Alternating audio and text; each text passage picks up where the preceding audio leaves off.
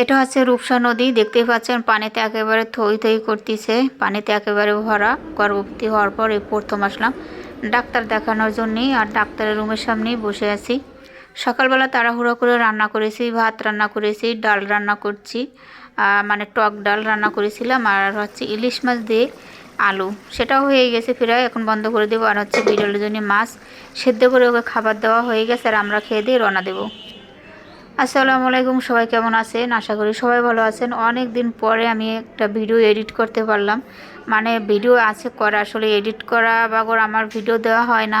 আর দেশের যে পরিস্থিতি, বন্যার কবলে যে মানুষগুলো পড়ছে, আল্লাহ তাআলা সবাইকে উদ্ধার করুক, সবাইকে হেফাজতে রাখুক। দেখলে আসলে খুবই খারাপ লাগে। আমি ভিডিও এডিট করবো কি সারাদিন? আমি ওই সব ভিডিও নিয়ে দেখি, আর সারাদিন কি করব? আমরা তো অনেক দূরে, না পারছি সেখানে যাইতে। আরও আমি তো একা, সবাই জানেন যারা আমার ভিডিও দেখেন। তাহলে আমার হাজব্যান্ডও তো বাইরে থাকে, দেশেও নেই, আর আমি একা কি করব? সারাদিন ওই ভিডিওগুলো দেখি, আর খুবই খারাপ লাগে।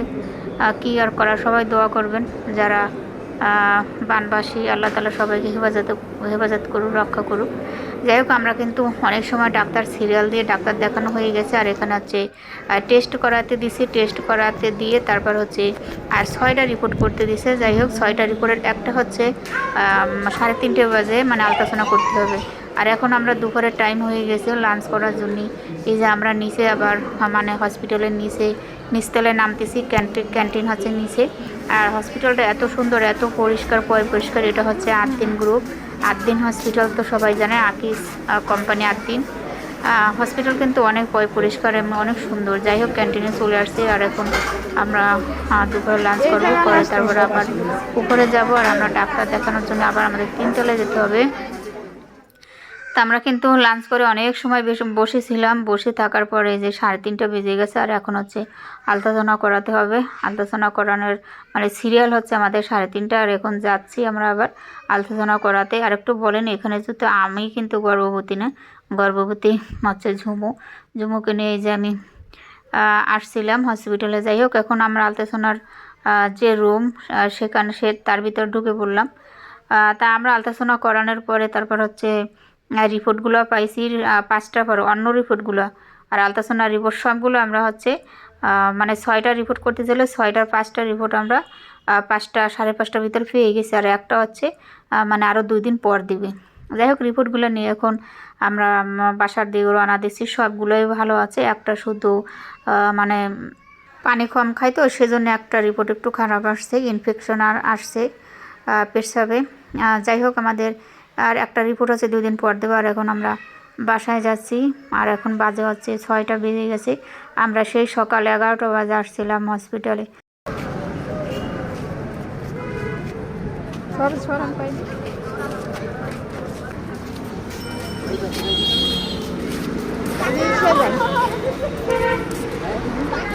মাহেন্দ্রা যাই না মাহফুজ,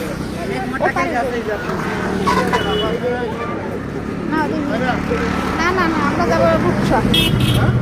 যাবো রূপসা। তিনজন কত?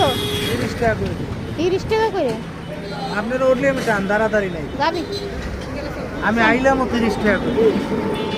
ওটি থাকতে সাইড জল নিয়ে এসে 120 টাকা।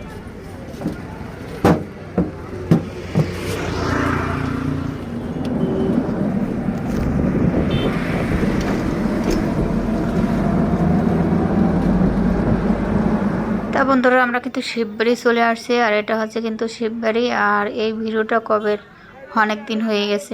এটা হচ্ছে 16ই আগস্টের দিন। আর এখানে থামিয়েছিল, এখানে ওই যে গোল চত্বর, ওখানে কিন্তু প্রতি বছর শোক দিবসে ওখানে মোমবাতি জ্বালায়, কিন্তু এবছর হতে দিচ্ছে না। আর এখানে ছাত্ররা জড়ো হয়ে আসে।